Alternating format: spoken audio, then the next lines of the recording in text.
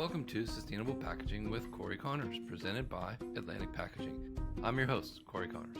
In today's episode, I connected with Tom Pollock, the Director of Strategic Partnerships at GreenBlue, which is dedicated to the sustainable use of materials in society. It was a great conversation, and I think you'll really enjoy it too. Before we jump in, I want to share an exciting event coming up, Coast Summit, presented by the New Earth Project. This year's theme is Healthy People, Healthy Planet, and we'll be gathering at the Rivian Theater in Laguna Beach on Thursday, November 6th, for a full day of conversations at this intersection of environmental progress, human well-being, and the power of storytelling. It's part of the Coast Film and Music Festival. If you're passionate about innovation and real solutions, this is a day you won't want to miss. Please check the show notes for more info. Now on to my conversation with Tom Pollock.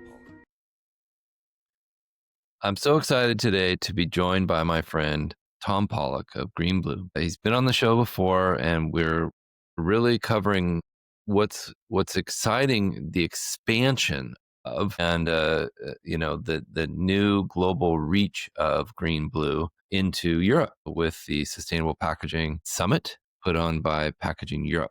So, Tom, it's so exciting to have you on. Welcome, sir. Yeah, thank you. As you know, I'm a big fan of the podcast, whether I'm on it or not, and it's great to see you again here on the airwaves. And thanks for the invitation. Thank you. I want to talk a little bit about GreenBlue. People know about the Sustainable Packaging Coalition, I think, but they need to know a little bit about the parent overarching organization that you are a part of. You're the Director of Strategic Partnerships, and you do a great job at developing those relationships. But what is GreenBlue? Yeah, thank you. The GreenBlue is, like you said, it's sort of the parent or the umbrella organization that really sort of serves as the conduit for the rest of our programs within GreenBlue. So we started probably 20 years ago back. It sort of kind of came out of the University of Virginia School of Architecture when design and sustainability were first starting to, become a topic, like designing for sustainability or designing for recyclability. And it was from there that kind of spun off and became its own organization in Charlottesville. And GreenBlue was meant to sort of represent sort of the environmental side of things and also the sort of the architecture or design side of things. So that's a lot of people ask about the name and sort of the origin there. So that's where it came out of. But how it serves today and how it's served since its inception is to really be that parent organization to drive our mission, which is to move into a sustainable materials economy. So the way that we do that is we work through our members, and that's the Sustainable Packaging Coalition, which, when I started, there was probably 75 members. We're up to over 600 today, and they represent everyone across the supply chain from mom and pop converters to large corporate global brands and retailers, which makes it a lot of fun and excellent to share the ideas. And that's really what the SPC is, the Sustainable Packaging Coalition is to bring together all of those different folks across the supply chain and industries to work on those solutions together. So GreenBlue serves as the parent organization to the SPC, but also How to Recycle is another sort of well-known program within SPC. Just check the side of your Coke can or your Amazon mailer, and you'll see our on-pack label. That's instructions for the consumer about what to do with that particular package. And that's another program under the GreenBlue umbrella. We also have others like the Recycled Materials Standard, RMS, Clean Ingredients, Navigate, which is our advisory services group, and a number of others. But really the main ones are SPC, How to Recycle, and RMS. Those serve under GreenBlue. So a lot of the programs, they're not really in silos. So that's why we've kind of kept that GreenBlue umbrella organizations that, that way we can kind of let where it's as most advantageous and natural sort of have the programs all kind of help serve one another and learn from one another. A lot of impact you've been having at GreenBlue and all your organizations underneath that umbrella. The How to Recycle label is, like you said, world famous now, and making a huge change to the way consumers interact with packaging, which I think is so valuable. Mm-hmm. It's a very simple system of, hey, is this recyclable or not? And you can even scan it with your smart codes now, which is really cool to be able to say, okay, depending on where you are, is this actually recyclable, or should I compost it, or would it be the best move to just put it in the garbage can to avoid, sullying up the MRF that would have to deal with this? Great points. So your role as a director of strategic partnerships. That's right. That's right. And let's talk about that. Who's a partner that you're being strategic with? Yeah, but we have many partners. About a year and a half, 2 years ago, when our new executive director, Paul Nowak, he was able to take a fresh look at how our organization functions. And one of the first things he thought was, we're working with other ENGOs, other mission-based organizations, other associations, but we're not really doing it in a very sort of strategic, specific ways. If we could figure out a strategy to kind of bring together the ENGOs who are all kind of working on the same thing, or sort of similar or different pieces of the same thing, we can have a lot more impact by working together. We can move faster. And again, being a fan of your podcast, everything we talk about in terms of sustainability is urgent. So we don't have time to kind of have two companies doing the same thing, or, competing for resources to do the same things. The partnerships are really about, finding other organizations that, share our sustainability mission. Not exactly, but, a piece of it. And then we can move forward together by really figuring out ways to partner on different projects, different programs. One that comes to mind, since you asked for a specific one, we have, I'd say now, 10 very sort of key strategic partners. But the list of folks that we're working with is longer than that. But, we want to make sure that the ones that we've identified that we're putting our best foot forward on. So, that will expand over time. But for the resource that we have today, among those 10 is the recycling partnership. And you mentioned the QR code on the how to recycle labels. That's a good example of each organization doing what they do best. So our on-pack label instruction has been around for 7 or 8 years. Someone from How to Recycle, I might get in trouble because I have that wrong. It's over 5 years. And the recycling partnership does many, many good things. But one that they've developed in the last few years is a national access database, where you can actually sort of a local zip code level figure out what's happening in terms of what can be recycled and what can't. So if you have a QR code on a How to Recycle label, and then you use the national database that the recycling partnership has put together, that's an example of where we're able to both do what we do best to create a better instructional recycling label for the consumer. I love the story about how the How to Recycle label came to be from one of your Sustainable Packaging Coalition events. And and there was a brainstorming, and somebody raised their hand, and Paul's told this story before on the podcast about, hey, we need this to be the same everywhere. Right. And we need to get together here and make this so we're not having 35 different labels and logos, and it's very confusing. And so this is really it's a partnership nationally and internationally with companies saying, let's make this all the same. Let's be on the same page here and figure out the How to Recycle system. Right. Which is so great for consumers and for brands. Right. That, you bring up a really good point, Cory, because I think within the How to Recycle program, there's just so many different partners that we work with to make that work. So it's not just, our very intelligent and hardworking team at How to Recycle that's kind of making calls on this is recyclable, that's not recyclable.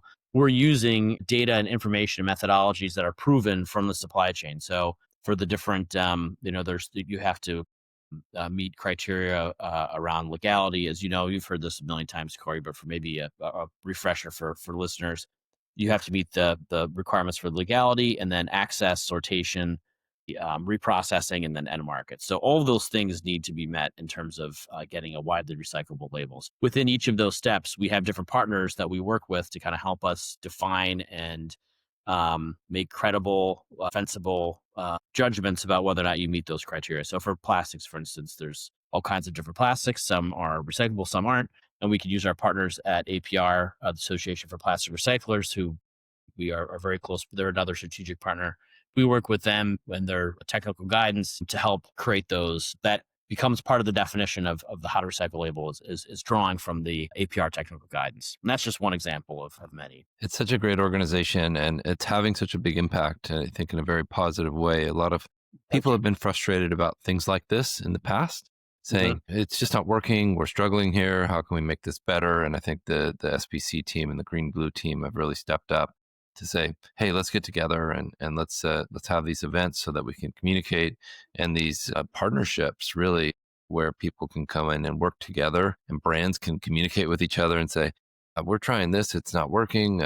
Any ideas? And I think that community that you've developed is really key to a Yeah. successful future where we actually have sustainable packaging. Thank you. That's great to hear because it can be frustrating. I know, talking to folks within the industry or outside, there's lots of questions, but I always get the sense that everybody wants to do the right thing. Everyone wants to either recycle, reduce, reuse, compost. There's a lot of different solutions, and I think the more that we all harmonize, and it's an overused analogy, but the more we are all rowing in the same direction, the better. So I think we're Yep. starting to see that, and when we go over to Utrecht, in a couple of months, and we have so many good partners in the EU as well, and in the UK, and been establishing those are at least a couple, if not a few more than that years old. Those relationships, and we're starting to see some dividends on those relationships as well, which has been great. Yeah, we should talk about this event. So the 10th through 12th of November in Right. Utrecht, Holland, near Amsterdam, we're going to have the Sustainable Packaging Summit put on by Packaging Europe. Let's talk about how you've developed that relationship with Tim Sykes and the team at Packaging Europe to kind of expand both relationships. Yeah, that's a great question. So, Barbara Fowler, our director of marketing communications, and her team, really deserve the bulk of the credit there. They're very, very savvy about who we work with and how we work with them. And it was 2019, I think. Tim and some of his team were at an SPC Engage event.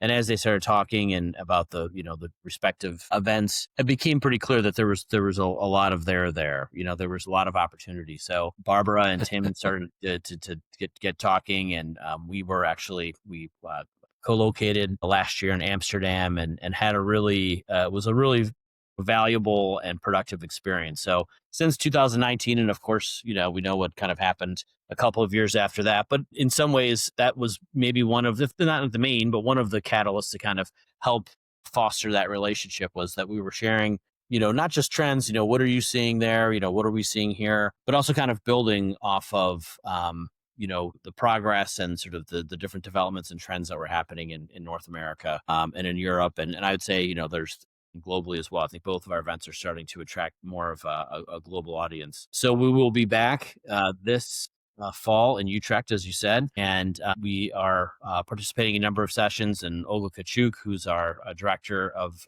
the Sustainable Packaging Coalition, will be helping Tim, I think, a couple times on stage, and I'll get a chance to moderate a session, and we sort of, get to be part of the event, which is an amazing event. We'll have a booth there as well, so come say hi to myself or anyone else on the SBC team. If I'm not over at your booth, Cory, talking to you. Yes, I absolutely can't wait. And you're right. It was an incredible event last year and really made sense to co-locate your events with that team at Packaging Europe. But I think this makes a lot of sense too, having a booth at the event and having you and Olga on stage. You're both such talented speakers and moderators. And I think Olga even presented a lot of the awards at the award ceremony It was last year, amazing. which was so great. I'm afraid that She was some incredible. award ceremony group is going to steal her. She's never think you know all of her talents, but then she comes up with another one. You just you don't know people until you really put them on stage and get to see how they perform. And Yeah, wow, right. she just nailed it. Her and Tim and Harry, good folks up there leading the show. And I think you're right. Even though we're focused on North America here, being Americans, we need to understand that packaging is a global economy, and the Mhm. world is a global system, that we can learn so much from people in Europe who have been trying these things years in advance Mhm. of America, and things like their EPR laws and things like that are taking shape. They've made a lot of the mistakes for us, and Mhm. they're teaching us how to accommodate the things here in America and how to be better at this without going down the wrong path. And Right. so I've been saying this for years. I know you have too, that we need to listen to each other and partner. This opportunity with Green Blue and the Sustainable Packaging Summit is perfect. Yeah, it's we're very excited. There were a lot of fruits from the last trip. I think there'll be even more this time since we're starting to build some of those relationships. There's the On Pack recycling label in the UK, OPRL, and in many ways, How to Recycle was inspired by that program. And it was interesting. We kind of launched at the same time.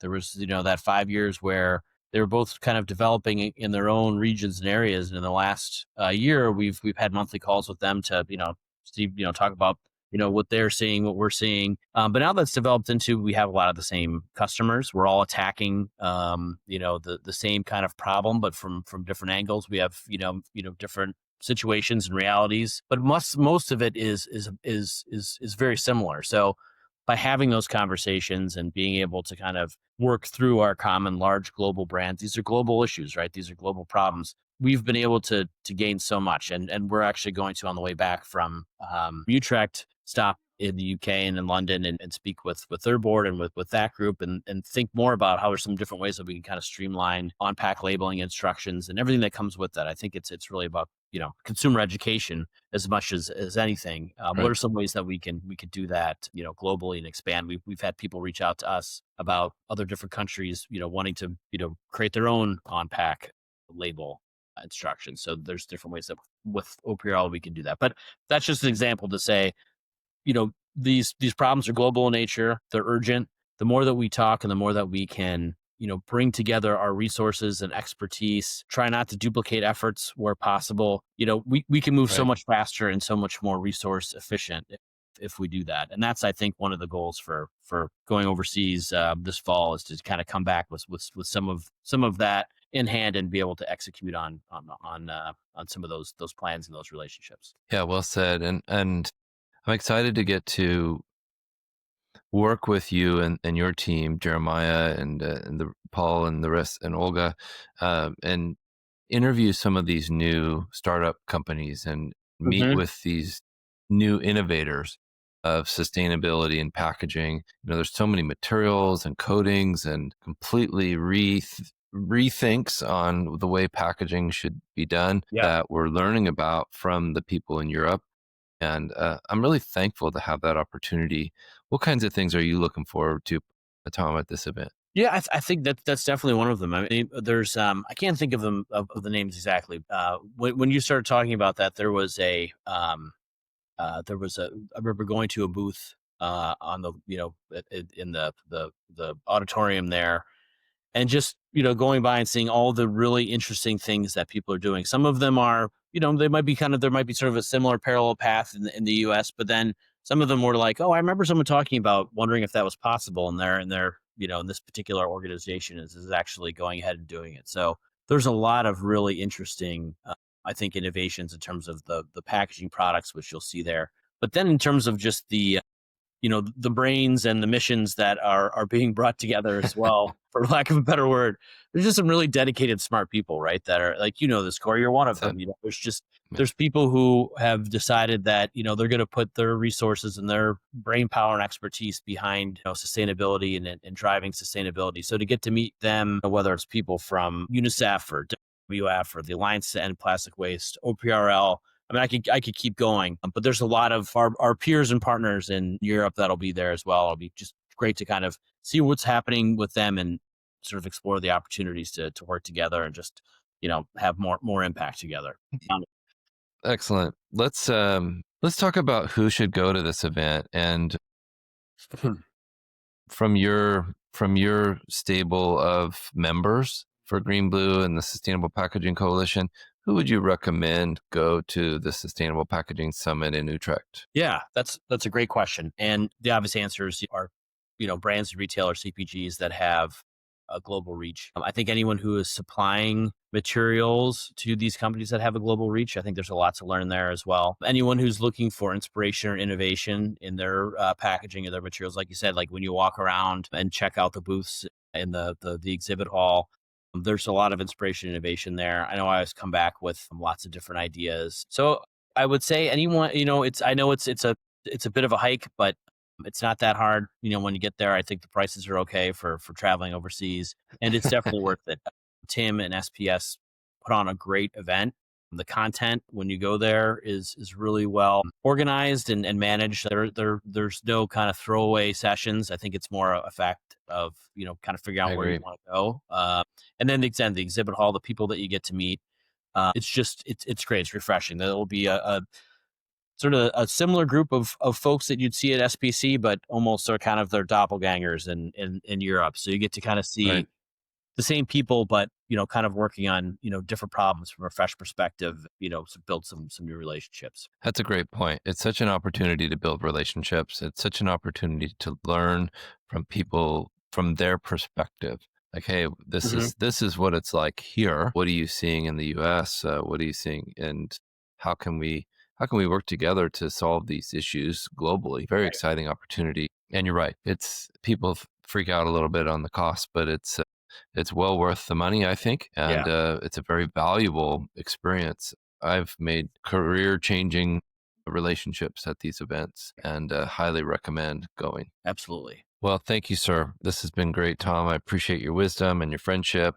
Looking forward to the Sustainable Packaging Coalition events and the Sustainable Packaging Summit in Utrecht. Likewise, thanks for all the work you do with the podcast. It's a great channel to get this information out there, and we need more of this information out there. And thank you for your expertise and friendship as well. And I look forward to seeing you in Utrecht. Deal. Sounds great. All right.